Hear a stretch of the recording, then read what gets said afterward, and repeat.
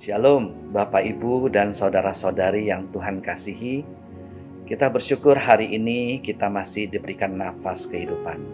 Kalau masih ada kehidupan berarti masih ada kesempatan. Kendati pun di tengah-tengah krisis. Pada saat ini saya ingin mengajak kita merenungkan firman Tuhan dari Kolose pasal 3. Sebelumnya kita berdoa lebih dahulu.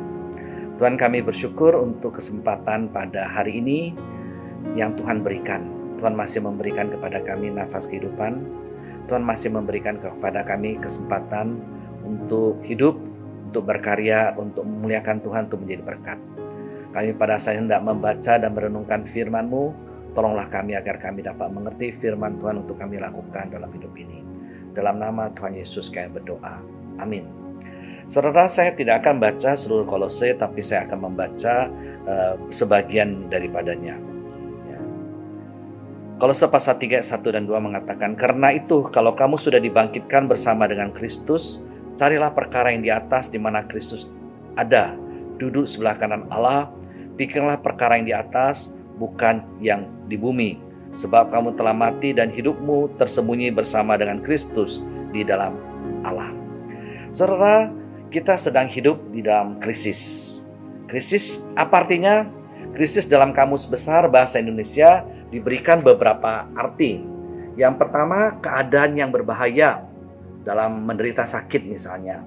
Keadaan yang genting dan kemelut. Keadaan yang suram tentang ekonomi, moral, dan sebagainya. Saudara, inilah kondisi kita saat ini dalam keadaan krisis. Keadaan berbahaya, keadaan genting, keadaan yang suram. Tetapi tahukah saudara bahwa krisis juga dapat menjadi suatu kesempatan? Sangat menarik sekali kalau kita mengerti aksara Mandarin untuk kata krisis. Tulisan Mandarin dan untuk krisis adalah Weiqi. Saudara, Weiqi. Weiqi ini artinya adalah krisis. Tapi Weiqi ini terdiri dari dua suku kata, Wei dan Qi. Saudara, dua kata ini memiliki suatu makna yang sangat penting sekali. Apakah artinya Weiqi? Weiqi ini Wei dari kata Wei atau Weixian. Weixian artinya bahaya, genting, krisis. Tetapi Qi ini juga bisa dalam arti cuanci, terobosan, atau Qi Hui, kesempatan. Jadi dari dua kata ini saudara, Weiqi itu adalah krisis, tetapi bisa menjadi cuanci atau kesempatan untuk suatu terobosan. Saudara yang dikasihi oleh Tuhan Yesus, dalam krisis memang ada bahaya, ada keadaan genting, ada keadaan yang suram. Tetapi krisis juga bisa dijadikan kesempatan untuk belajar sesuatu, bersandar pada Tuhan, mengintrospeksi diri, dan memperbaiki diri, serta melakukan hal-hal yang berguna. Saat ini ketika kita menghadapi keadaan yang krisis, pandemi COVID-19 mendatangkan keadaan yang bahaya, genting, dan suram. Tetapi kita tahu bahwa pandemi ini juga bisa menjadi kesempatan untuk kita maju. Memang pandemi ini bukan hanya mendatangkan keadaan bahaya karena terjadinya sakit penyakit yang parah, tetapi keadaan ini juga bisa membuat keadaan ekonomi menjadi suram. Kalau kita tidak mengantisipasi dan meresponi dengan baik, bisa juga mendatangkan kemelut dalam kehidupan rumah tangga. Betapa seringnya dalam saat-saat sulit keluarga menjadi kurang harmonis, terjadi masalah, dan seringkali juga terjadi perpecahan. Waspadalah, krisis bisa menjadikan keadaan menjadi runyam. Sebab krisis dengan adanya wabah corona ini bukan hanya bisa menimbulkan masalah sakit penyakit, tetapi juga dalam krisis rohani, krisis ekonomi, krisis sosial, dan juga krisis dalam rumah tangga. Kenapa bisa demikian saudara? Karena tidak bisa kerja. Orang lebih banyak di rumah, otomatis ekonomi terganggu. Karena itu kita menjadi cemas, kita menjadi galau. Karena kita tidak bisa kemana-mana, kita selalu ada di rumah, kumpul dengan keluarga. Bisa saja kata-kata kita atau perbuatan kita tanpa kita sengaja menyinggung ataupun melukai anggota keluarga yang lain. Mungkin pasangan kita, mungkin orang tua atau anak kita. Sehingga perbuatan kita itu menimbulkan ketidakharmonisan.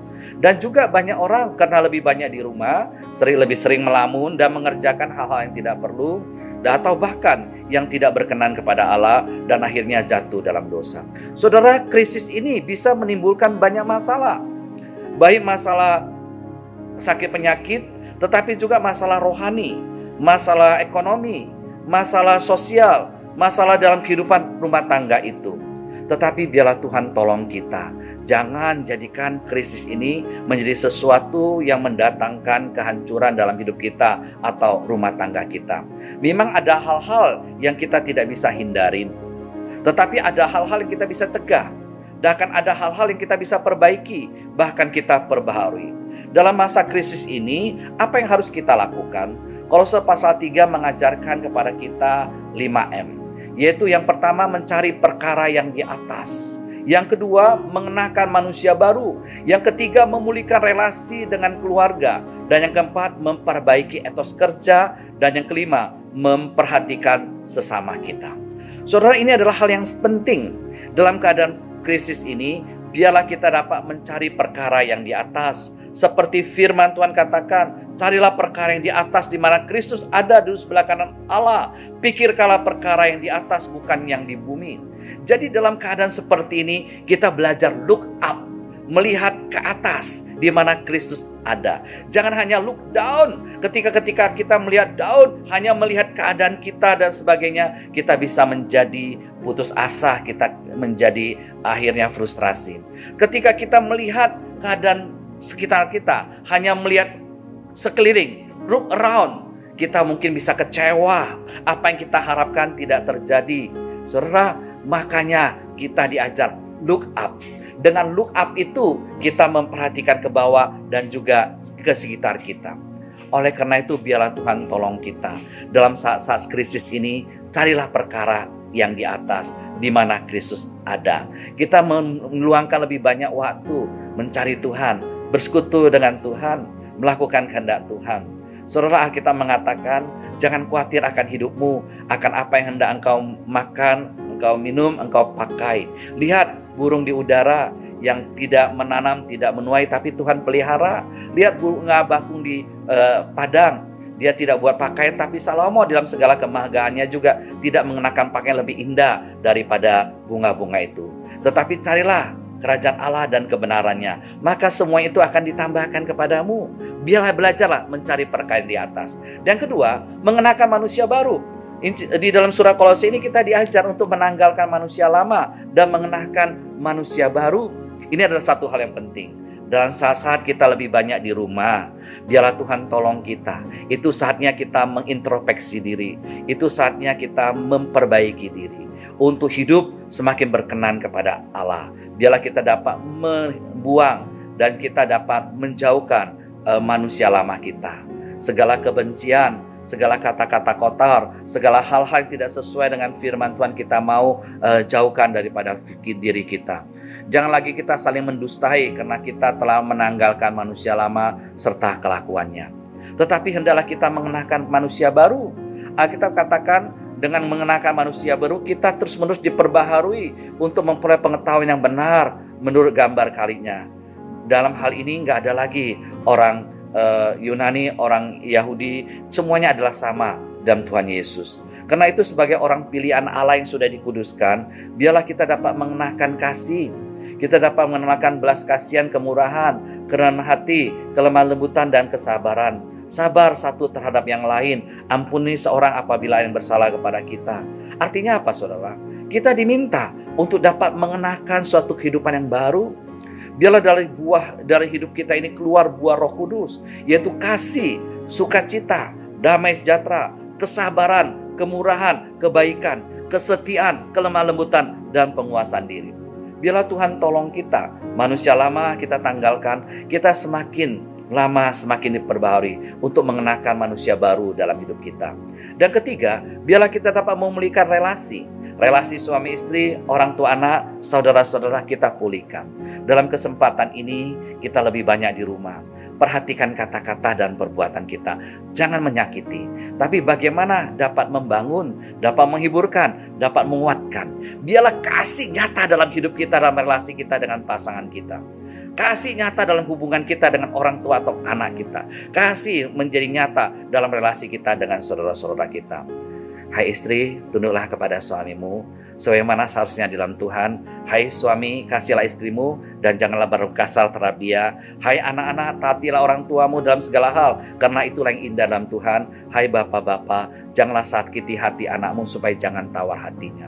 Biarlah Tuhan tolong hubungan keluarga semakin baik, semakin indah, di mana ada kasih, di mana ada saling menghargai, di mana ada saling mempedulikan, saling memperhatikan. Pererat ikatan kasih. Ini adalah kesempatan kita lebih banyak bersama. Dan yang selanjutnya, memperbaiki etos kerja, saudara. Memang saat ini kita tidak bisa bekerja lebih banyak di rumah, lebih banyak bekerja online, atau mungkin masuk kerja seminggu hanya 1-2 hari. Biarlah Tuhan tolong kita dapat memperbaiki etos kerja kita. Ini saatnya kita memperbaiki diri. Kita melihat bagaimana selama ini kita bekerja, baik sebagai karyawan, sebagai pimpinan, sebagai owner, dan sebagainya. Apakah kita sudah bekerja dengan baik? Sebagai seorang tenaga profesional, apakah kita sudah melakukan profesi kita dengan baik? Lakukanlah semaksimal mungkin seperti yang Tuhan kehendaki. Apapun yang kita lakukan, lakukan seperti Tuhan, bukan untuk manusia saja. Saudara, ketika kita diberikan kesempatan sebagai seorang majikan, biarlah Tuhan tolong kita agar kita dapat berlaku adil dan jujur terhadap karyawan kita. Alkitab dengan tegas mengatakan kepada kita, hai tuan-tuan, berlakulah adil dan jujur terhadap hambamu. Ingatlah kamu juga mempunyai Tuhan di sorga. Dalam masa krisis ini mungkin ada sebagian orang ambil jalan pintas saja. Udah semua karyawan dipecat, tutup. Ya, tapi coba saudara pikirkan, ketika itu terjadi, bagaimana dengan kehidupan karyawanmu? Apakah mereka masih bisa makan? Mereka masih bisa hidup selayaknya? Biarlah Tuhan tolong. Dalam keadaan krisis ini, kita tidak hanya memikirkan diri kita sendiri, tapi juga orang lain. Khususnya orang yang selama ini bekerja bersama kita, bekerja untuk kita, yang selama ini sudah membantu kita. Dalam keadaan krisis, biarlah saatnya kita lebih memperhatikan, mempedulikan. Demikian juga ke kita sebagai karyawan dalam keadaan krisis ini, kita juga harus bisa tepal selero. Dalam keadaan krisis ini kita juga harus bisa sama-sama ikut menderita, sama-sama mau susah. Ketika majikan dan karyawan mau sama-sama susah, maka keadaan krisis ini dapat dilalui dengan baik. Ketika kita diberikan kesempatan untuk sebagai seorang tenaga profesional, biarlah Tuhan tolong kita dapat melakukan dengan penuh tanggung jawab, sesuai dengan tanggung jawab yang Tuhan berikan kepada kita. Dalam masa-masa krisis ini, mungkin tenaga saudara sangat dibutuhkan untuk petugas dan pelayanannya. Biarlah kita mohon Tuhan tolong kita melakukan dengan sebaik-baiknya.